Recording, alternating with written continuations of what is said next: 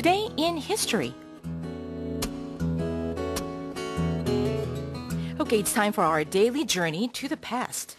But before we get to our one event that we have today, here is your quiz question. Which is not an appropriate name for a newspaper? Number 1, Daily. Number 2, Tribune. Or number 3, Ferry. The question again, which is not an appropriate name for a newspaper? Number 1, Daily. Number 2, Tribune. Or number 3, Ferry. If you know the answer, you can put it on our Bandi board or text in on your cell phone, pounder sharp 1045. That will cost you 50 or 101, depending on the length of your text. And we're giving away a 2015 casual planner. Okay, so we have one event to discuss today, so let's find out what that is.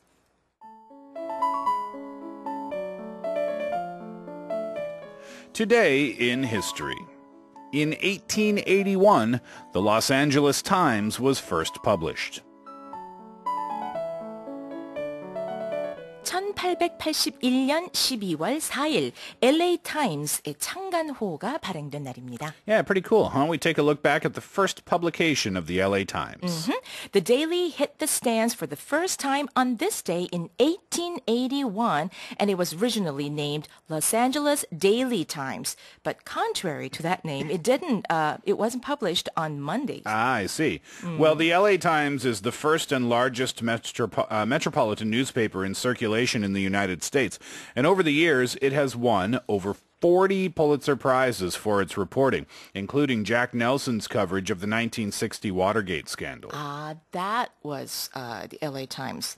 Okay, the newspaper is headquartered in the historic Los Angeles Times building in downtown Los Angeles, and its printing plant serves only to print the New York Times and USA Today. I see. So 3 different big publications done there.